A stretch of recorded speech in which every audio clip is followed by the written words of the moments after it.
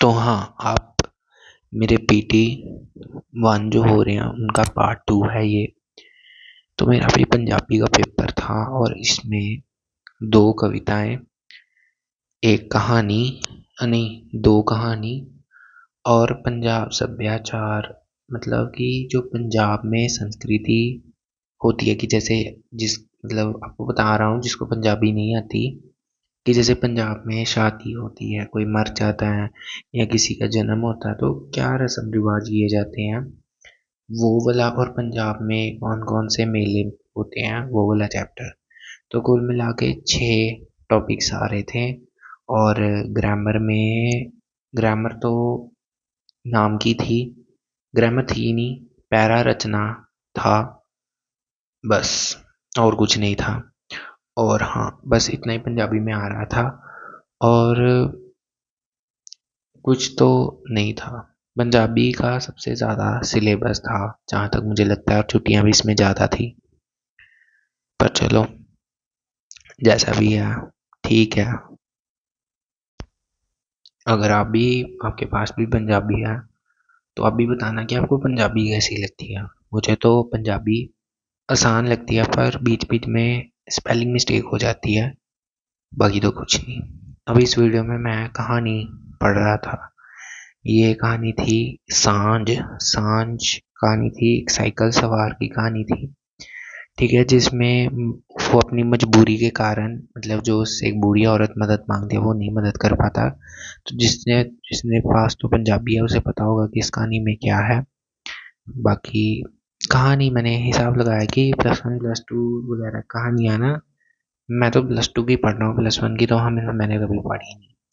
+2 की कहानियाँ जितनी मैंने पढ़ी है, जो भी है कहानियाँ, दुख वाली बहुत ज़्यादा कहानी थी। जैसे माई मदर एट 66, इस पोइम में भी दुखी, ठीक है। एम है म्यूल वाली द लास्ट लेसन भी दुखी, सांझ कहानी भी दुखी। फिर एक कहानी में नीली है जिसमें गाय को बाहर मतलब निकाल देता, वो भी दुखी।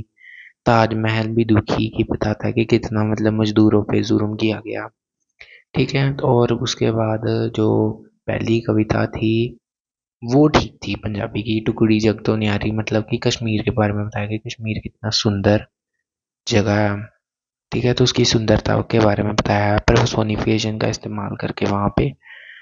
बाकी तो ठीक है, पता नहीं पर्सोनिफिकेशन है, पता नहीं कोई पोएटिक डिवाइस है, उसको इस्तेमाल करके उन्होंने बताया हुआ है कश्मीर के बारे में कि कश्मीर क्या है, टुकड़ी जग तो न्यारी की सब तो सबसे अच्छी जगह है वहाँ पे, मतलब पूरी पृथ्वी पे। तो ऐसे करके बताया हुआ है। बाकी आप भी बता सकते हो पंजाबी के बारे में कि आपको क्या लगता है। तो ये रहा जो मेरा पंजाबी का पेपर है, जो मेरा हुआ है। तो जिसको ये भाषा समझ नहीं आती उसको मैं बता देता हूँ, ये है एडवांस पढ़न कौशल यानी पैसेज, ठीक है। तो ये पेपर आसान था, पर मेरा इसमें एक एमसीक्यू गलत हो चुका है, और वो है ये वाला, ये एमसीक्यू मेरा गलत हो चुका है। इसमें जो आंसर था वो था ये वाला, एक मिनट, ये वाला, ये आंसर था। और मैं मार्क वो करके आया हूँ जो इनमें से कोई ऑप्शन नहीं है, मतलब मैं वो आंसर लेके आया जो ऑप्शन में ही नहीं है, क्योंकि मुझे लगा था कि आंसर शायद ऑप्शन मिस प्रिंट होके आई हैं, क्योंकि जो 10th में भी राइटर के नाम थे वो यही थे, तो मुझे लगा 10th और +1 में मिस प्रिंट हो गया होगा। तो इस वजह से मैं वो ऑप्शन लिख के आया हूँ जो इसमें है ही नहीं, और है ये, तो मेरी बेइज्जती ना हो क्लास में। बाकी पेपर जो था वो आसान था, बाकी ठीक था ये वाला, बस पैरा रचना यानी अनुच्छेद लेखन जिसे हम हिंदी में बोलते हैं, उसमें शायद थोड़ी सी प्रॉब्लम हो, बाकी तो ठीक था। पेपर आसान था पंजाबी का। तो हाँ, ये भी देख लो। ओके, सो बस इतना ही था। तो मेरा इंग्लिश का भी पेपर देख लो कि मैं इंग्लिश की तैयारी कर रहा था। इंग्लिश का ज़्यादा पेपर सिलेबस में, मतलब ज़्यादा तो नहीं था सिलेबस, पर चलो इंग्लिश में आ रहा था chapter 1 the last lesson, chapter 2 the lost spring, और एक पोइम आ रही थी माई मदर एट 66।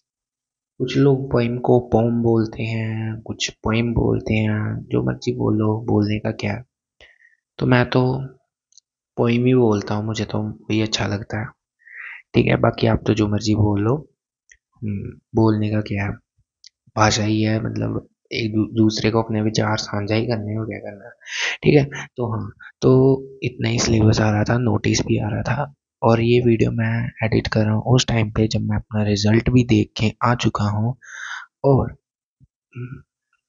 मतलब रिजल्ट बिल्कुल ही अनएक्सपेक्टेड आया है, बिल्कुल अनएक्सपेक्टेड, जो मैंने सोचा भी नहीं था कि ऐसा आ सकता है। तो वो एक छोटी सी वीडियो बनाऊंगा, उस पर अलग से बनाऊंगा, तो वो ज़रूर देखना कि मेरा रिजल्ट कैसे अनएक्सपेक्टेड आया और मैंने क्या क्या गलती करी। ठीक है, वो मैं आपको बता दूंगा कि आप वो गलती ना करो। अगर आपके PT1 हो गए हैं, होने हैं, या जो भी है, अगर आपके हो गए हैं, आप अपना रिजल्ट बता सकते हो मुझे, या आप मुझे सलाह दे सकते हो, कुछ भी कर सकते हो। तो सलाह दे दिया करो या अपना रिजल्ट बताओ, फिर मैं आपको बताता हूँ कि मेरा जो रिजल्ट है, ठीक है, मेरा रिजल्ट बिल्कुल अनएक्सपेक्टेड आया, आप सोच नहीं सकते कैसा आया। ठीक है, तो अब तो मैंने बोल दिया कुछ अनएक्सपेक्टेड आया, तो आप तो सोच लोगे, मतलब जो पिछली वीडियो देख के नहीं सोच सकते, तो फिर भी मैं आपको बताऊंगा कि कैसा रिजल्ट आया है। ठीक है, यस।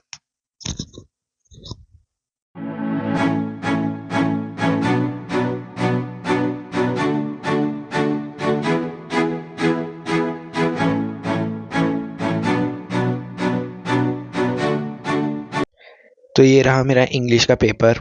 इंग्लिश का पेपर भी ठीक गया। इंग्लिश में लगभग मेरा सारा ही पेपर, जहाँ तक मुझे लगता है कि इंग्लिश में भी मेरा सारा पेपर जो है वो बिल्कुल ठीक गया है। ये पैसेज है, और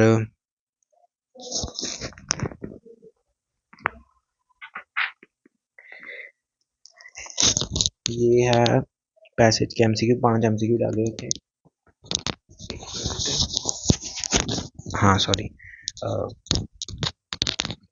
माफ करना, हाँ। तो 5 MCQ डाले हुए थे, ये 5, और फिर राइटिंग में दोनों नोटिस, नोटिस ही थे ना। हाँ ये क्या, हाँ नोटिस है, ये भी नोटिस है। एक 4 नंबर का, एक 3 नंबर का, 2 नोटिस डाले हुए थे, और उसके बाद लिटरेचर पार्ट था। तो ये रहा लिटरेचर पार्ट।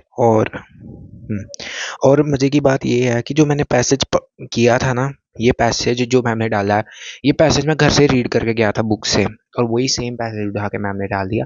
पर हाँ, मैं सिर्फ पैसेज का फर्स्ट, वो बात अलग है कि मैं पैसेज का सिर्फ फर्स्ट पैराग्राफ रीड किया था, अच्छे से समझा भी नहीं था, आंसर भी नहीं सॉल्व किए थे, पर डाला वही था, और ईजी था पैसेज, और 5 MCQ करने थे। लगभग ये दोनों पेपर ठीक ही गए हैं, लैंग्वेज सब्जेक्ट के तो आसान ही थे। बाकी जो 3 मेन सब्जेक्ट है उसमें तो थोड़ा सा गड़बड़ी हुई है, बाकी तो ठीक है। अब इसी के साथ मेरे जो PT एग्ज़ाम्स हैं उनका हो गया है